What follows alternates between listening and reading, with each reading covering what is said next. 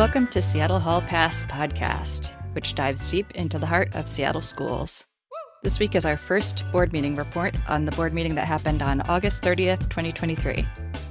All right. So at the opening of the meeting, Brent Jones had some opening comments. He talked about the well-resourced schools community meetings, and he also welcomed 3 new student board members. They were also selected from 21 applicants by a student-led selection committee. And if you go back to the June 21st, that selection committee talks about how they made their choice. There was a separate ceremony before this board meeting where they swore in the new student members, 2 of them. One of the students was Luna Kronberone, who's coming back for a second year. She goes to Nathan Hale High School, and her description says that she's a first-generation Colombian-American trans, queer, neurodivergent student who is a lover of storytelling in all forms. Here's Director Kronberone with one of her plans for this year. I'm excited to partner with the Seattle Student Union this year in making what we talk about as a more digestible version of what we're talking about here at regular board meetings. That will be published in what will be called the student paper, and the first edition of which will be out soon on the Seattle Student Union website, seattlestudentunion.org. Yeah, Luna is amazing, and she just shows so much leadership. And I really love how she gave constructive criticism to the board. She called on the elected board members and superintendent, telling them that they need to show the student members that they're important to them. She suggested that after the consent agenda or before they vote on an action item, that they check in with the student members directly to see if they have anything. And then the second student board member was Ayush Maswamy of Lincoln High School. But he said he's deeply passionate about school safety and student voice. Here's a clip from Director Muthuswamy's statement.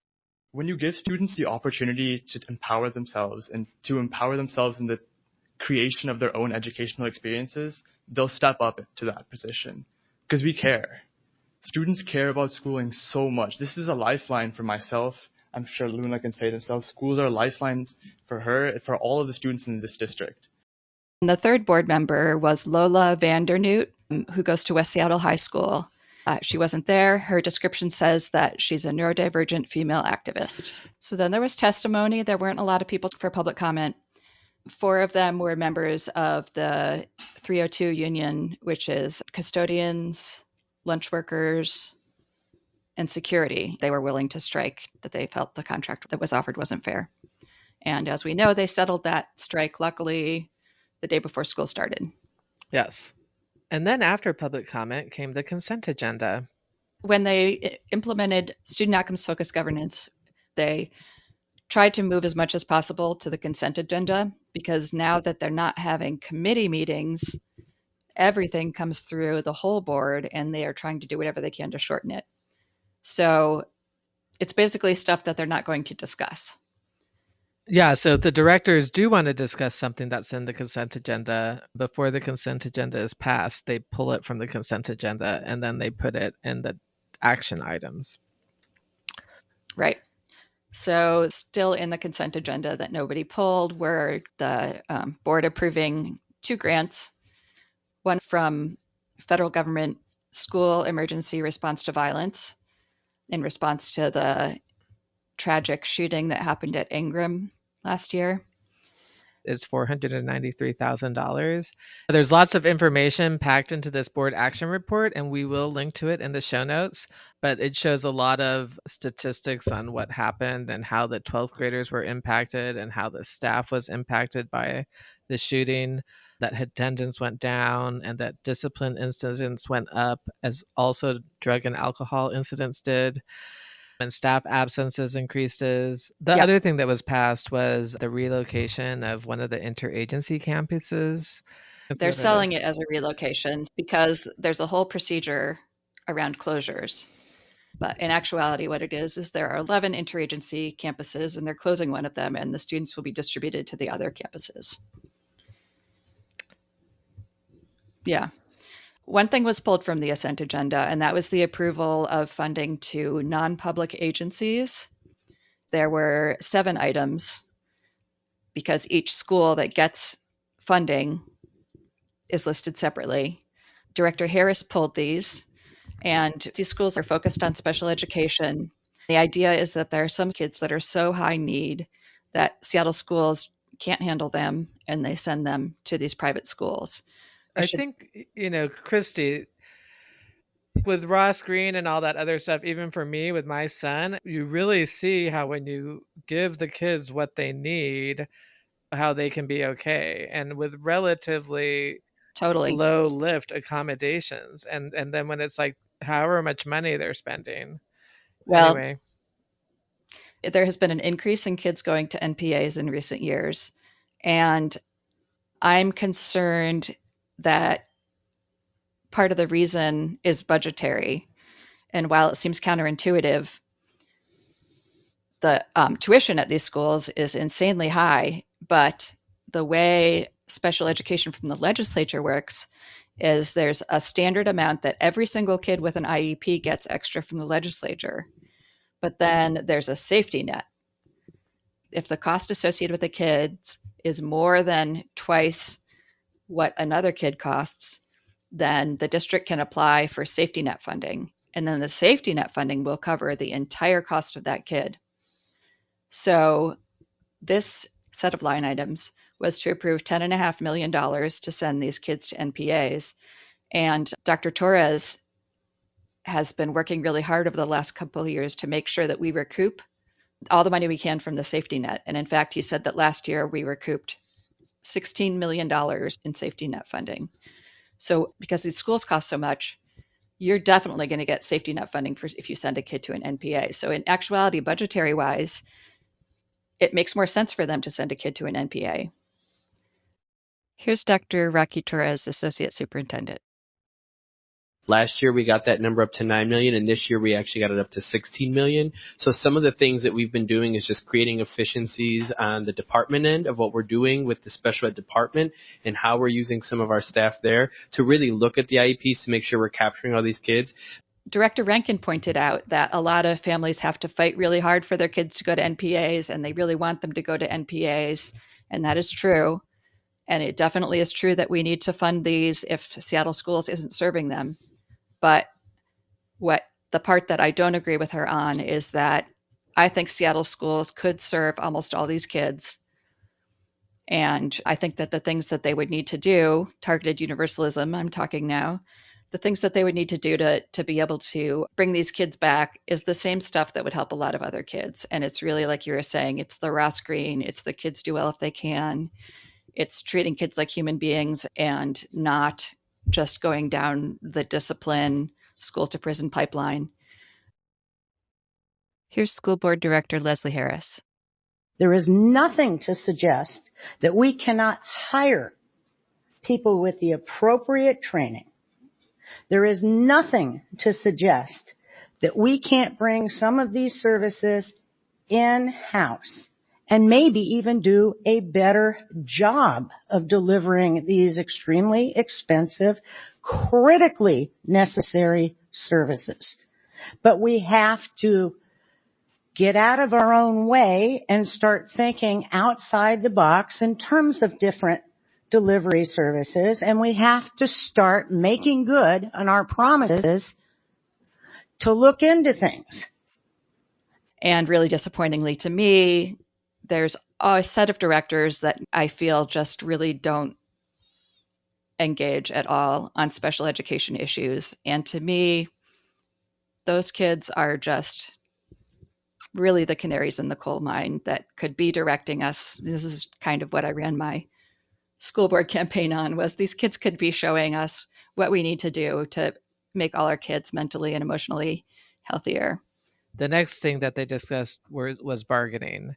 One day before the contract was about to expire for Local 302, which is a cafeteria, custodians, and safety workers at Seattle Public Schools.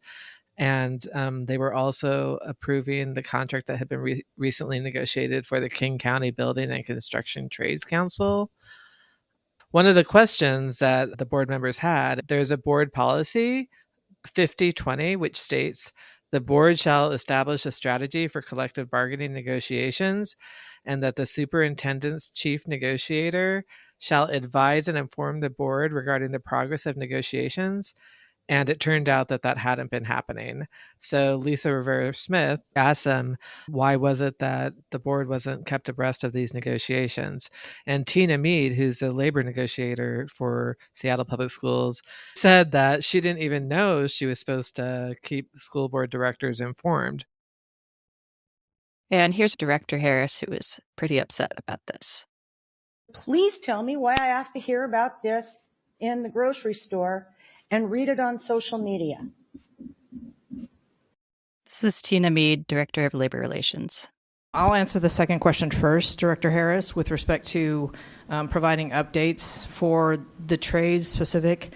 I started with the district last August, and my predecessor had begun bargaining with this labor partner in the spring. I picked it up when he left, and I was not provided any information about providing updates to the board. I would defer to my supervisor, Assistant Superintendent of Human Resources, and if necessary, providing any updates, I would go through her as necessary and answer any questions that she may have asked of me.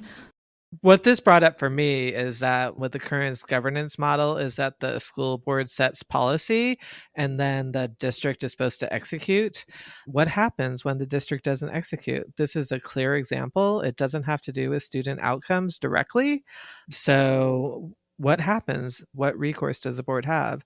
And from what I've seen so far, I don't know. So I'd love to hear. I think the main recourse has been that they get talked to publicly. And that's a problem because they're trying to have better relationships between the board and administration. So if your stick is, we're going to call you out in public, that's not good for relationships. Yeah. So we hope to see, as they further tweak this governance model, a mechanism for constructive engagement when policy isn't followed, that how can they do better next time?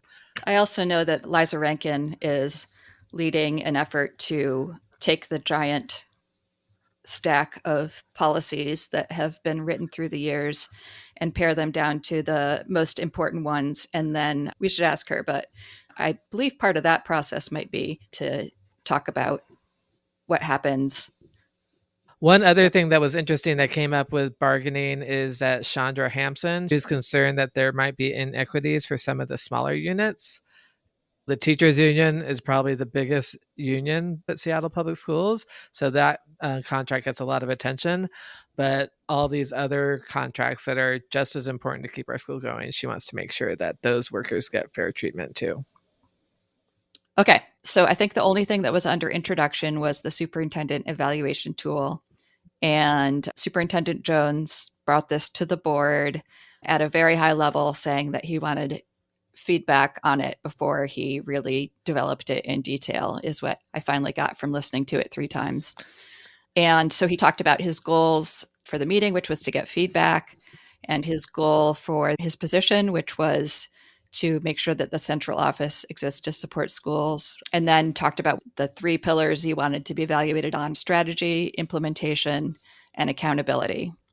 And so the evidence that I'm proposing here that you all would evaluate me on is around having a laser focus on the strategy area, having a laser focus on meeting and exceeding 3rd, 7th grade goals, college and career readiness, but also having evidence of strategic development and refinement. You should be able to see that we've abandoned strategies that aren't working. You should see that we've adopted new strategies that we think have impact. You should see that we are adopting new things that really are not just at the end of the year, but during, but formatively. Like we have formative assessments, we should have formative strategy adjustments as well. And I think they'll come back later and have an action item. He was asking for feedback, and then he'll make further tweaks, and then they'll probably pass it that this is a superintendent evaluation. But I am still curious, based on what he said, that he said the central office is proxy for the superintendent. But he's ahead of exactly what he's ahead of the head of the central office, or in the head of the whole school district. So right. So they're evaluating him on how the whole school district runs, is kind of how I see that. Right. But then the whole idea of student outcomes focused governance is that they evaluate him on the outcomes. Right. And he did say that he wanted this evaluation tool to be closely aligned with the goals and guardrails of student outcomes focused governance. I think maybe what he's doing is he wants to be evaluated on outcomes, but the outcomes aren't good. And to a large degree, everybody agrees that's because this was a huge shift to a whole new way of doing things, and they're just getting things up and running. And so he's saying, don't just evaluate me on the numbers that are in the outcomes, but also evaluate me on my implementation. How well are we implementing the changes? And he brought up several times, how well are we shifting gears when something's not working? And how are we putting into place the tools for accountability? So I think that's what he's saying. Evaluate me on setting this up, not just the numbers and the outcomes. We haven't seen evidence of that when it's in regards to the 3 goals of 3rd grade reading, 7th grade math, and career and college readiness. But I think it's still really promising that they're talking about that and setting up that framework. And I really hope to see how they handle that in the future. So he asked if they had anything else they wanted to add. And Chandra Hampson talked about, and a couple of their directors joined in, whether culture should be like a 4th pillar of evaluation, getting away from the culture of blame and lack of ownership to a culture of accountability and acceptance. So we'll see if that comes back when the tool comes back. Yeah, and they also talked about that the district and the staff should feel comfortable sharing their work, even if it's showing that they're failing. That it's okay to fail and fail in public, but then also just shift direction and demand of themselves that they do better. And that is something that I've been very impressed that they have been doing, because, you know, for years I've watched the board meetings and there definitely is a lot of glossing over failure. So the fact that they are coming and saying, these are the scores and they are low is great.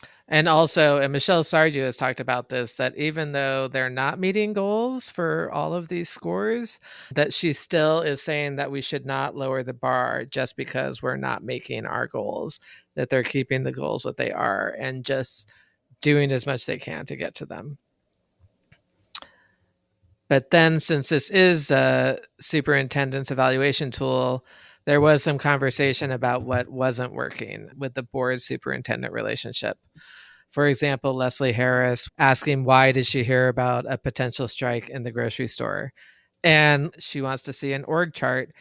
There's been a lot of shift in people's roles in the last 6 months, but the board hasn't been told what different people's new titles are and what their actual job descriptions are. And she used an example of Ted Howard, who, what's his title? Here's Director Leslie Harris. I could not have been more thrilled when I heard Ted Howard was the Director of Accountability, but I don't know what the hell that means. I was very excited a moment ago when you said we're going to have an interactive org chart. What's the ETA on that, pray tell? Yeah, but I think it's really encouraging to know that accountability is one of the 3 pillars that Superintendent Jones wants to be evaluated on. And also Carlos Devalle is building a tool for them to track the implementation of their strategies. And they talked about that more in the next section. So that brings us to the progress monitoring section of the board meeting. They were evaluating progress that has been made toward the 3rd goal. The percentage of Black boys and teens who graduate having successfully completed at least one advanced course will increase from 54% in June 2019 to 62% in June 2024. And specifically a couple of metrics that we'll have Superintendent Brent Jones introduce. We're going to be focusing on what we can learn from our 9th and 10th grade credit earning data from second semester 2023 and how it relates to our larger goal for college and career readiness.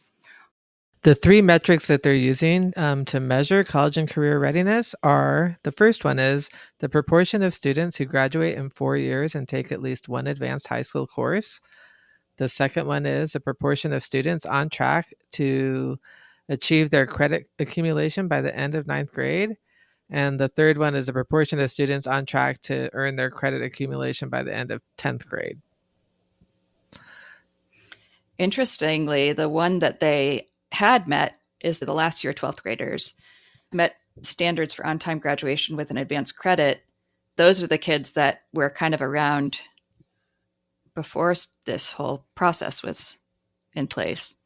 Well, there's like two things going on because there were some credit adjustments for graduation in 2021, or maybe it was 2020. But there was one year that they either got A's or incompletes. And then the next year they could get A's, B's, and C's or incompletes. And actually, this coming school year will be the first year post-COVID that it'll be regular, I guess. Another interesting thing that I started to think about is that these goals are actually measuring high school graduation goals instead of college and career readiness. Because we've heard anecdotal reports about kids who are freshmen in college this year and they're having to take remedial math. And these are kids who went through the IB program. And if you're truly ready for college, that you shouldn't have to take remedial math. So I think they're going to need to find a way to make sure that they're not just increasing graduation by obviously lowering standards. Really, music to my ears was a lot of talk about inclusionary practices. This is the most I've ever heard the district talk about inclusionary practices, and they emphasized universal design for learning, which are teaching tactics, and multi-tiered systems of support, which are support tactics outside of IEPs. It was really great to hear the whole team, which was Superintendent Jones, Mike Starosky, Caleb Perkins, and Ted Howard, all talking about that these inclusionary practices are core to their strategies. The other two strategies that they talked about were equitable grading and to make sure that they're tracking credits properly. So equitable grading, I think they're doing it in middle school and high school. In my experience, I have a middle schooler, so I've talked to him about it. And I've also heard Caleb Perkins talk about it at other board meetings. My understanding of it is that basically they want to grade on mastery. So for example, if a student fails a test or doesn't do their homework, they have the opportunity to retake the test and to redo the homework until the end of the school year. Oh. And so it's a way to set the students up for success. That the point is really that they master the material, and they call it equitable grading. My student, I talked to him about it and said, hey, when I was in school, if I didn't make the deadline or the due date, then you got marked down for that. And it was really interesting. He said, Mom, but why would you do that? We just want to make sure that we learn the material. It's not about that. So he's really internalizing it. Yeah, he is. They did want to also say that they are trying to imbue universal design for learning principles from the top down. This is the second year in the row that they have talked about universal design for learning at tri-days for all the principals and staff. What are tri-days? That's the 3 days before school starts that they have negotiated into the contract to do training. Okay, great. And I feel like, can you explain what universal design for learning is in case some listeners don't know? Yes, and probably a lot of listeners don't know. It's related to what we used to call differentiation, but differentiation tends to be like a little, just differentiate. But universal design for learning includes a lot of collaborative lesson planning with all of the teachers that might be involved, including special education teachers. The idea is when you're doing your lesson plan, you think about the kids in your classroom and you design the lesson for those kids. So for example, maybe you have a kid who has trouble with writing. You think about what the goals are. If it's a writing goal, all the kids need to do writing. But if the goal is you're learning the states, you might have multiple ways of demonstrating that the kids know the state names and they don't have to all be using writing. So supplying lots of different ways for the kids to show that information. Or if the goal is writing, if it's not about physical writing, but it's about like making a good composition, Some kids might want to write it down. Some kids might want to type it. Maybe they have trouble with the physical active writing, and that's not what the lesson's about. The lesson's about the composition of an essay or something. So let the kid not struggle with that physical part so that they can learn the other part. So it's largely based around having different ways of demonstrating what the knowledge is so that you don't have something like a physical writing problem preventing the kid from learning anything. That everything doesn't have to go through something that kid struggles with. And the really nice part is that if you have like 3 or 4 different ways that anybody can demonstrate, kids that maybe you didn't realize were struggling and maybe are being really quiet, they can still access a way of demonstrating that works for them. So that's mainly around that lesson planning. But in my brain, with my autistic and sensory sensitive kid, it also extends to things like being able to stand up or use a fidget. That don't just give it to the kids that it's in their IEPs, but make those kinds of learning tools available to anybody who needs them, which I think would save a lot of money. Oh, that sounds, I'm glad I asked you that, because Jane Addams, where my 7th grader goes, they are supposed to be one of the schools that are piloting universal design for learning in the district. And all I knew about it was that they try to have co-taught classrooms so cool. that there is a, like for ELA, there is a general ed teacher and then a special ed teacher. And the special ed teacher, it was more for students receiving resource services. So I don't think there were any other levels of special ed in there. And I'm wondering what they are doing this year. I'm really glad to hear that they are doing co-taught, because I have had the worry that they would just kind of think that design for learning is the same as just telling a teacher to differentiate, and the co-teaching is an important part of it. So I'm glad they're doing that. And I wonder if you could ask a teacher that you have a relationship with if they're also co-planning. Yeah, and I know they're also doing it at Nathan Hale for ELA specifically. There's a really good training that was available to teachers last year, and a huge number of teachers attended, by Shelley Moore and Katie Novak. I believe this is who the district is hiring to do a lot of the PD in UDL. They did a great training. It was like 3 evenings, and the teachers were super engaged. It was really encouraging. So I will put a link to those so people can watch them. I believe they're available. And so that was what they were doing, all the stuff you're talking about for universal design?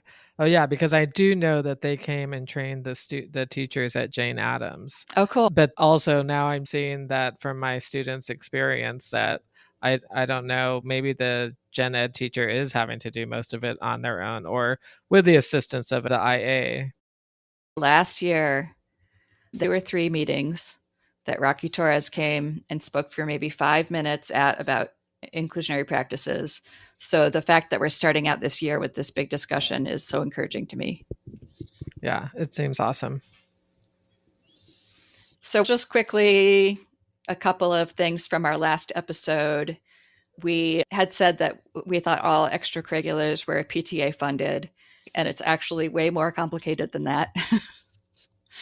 And really, there's no way to sum up what happens there, because it is all over the place at different grades and different programs. And it just made me think it's no wonder things fall through the cracks and the important programs get lost, because this stuff should just be clearly, these are what people think of as part of a well-resourced school and should be funded by the legislature, and not cobbled together through boosters and PTAs and grants and individual parent funding and ASB. And one thing that the school district does fund is athletics, not for every sport, right? But there is district money going to athletics at the middle school and high school level. Yeah. But we also know that the booster clubs pay for a huge part of that. And then one other thing we wanted to clarify is that we had talked about the deficit, and I had said that I thought the deficit for 2024 to 25 was only $54 million. but thanks to our amazing school board director, Vivian Song-Merritt, she sent me to the exact page in a former agenda. But basically, the deficit is projected for $104 million, but they have some suggested solutions for reducing it about $50 million. Well, the $28 million is in there from Right. consolidations. So it points out that even with consolidations, they're only accounting for 50-some million. Right. And we will link to this in our show notes. So thanks to everyone for listening. And we do want to hear if we have gotten anything wrong. Please send us an email and we will correct it in our next episode. Please also let us know your ideas and questions. We've talked about having a whole episode of questions if we can ever get it together to get on a regular schedule with these reports. You can email us at hello@seattlehallpass.org. We'd love to interview you if you're part of the Seattle school community. Parents, teachers, staff, school board members, and even Superintendent Jones. I'm Christy Robertson. And I'm Jane Tungstamel. We'll be back with more episodes soon, and we hope you'll join us next time on Seattle Hall Pass.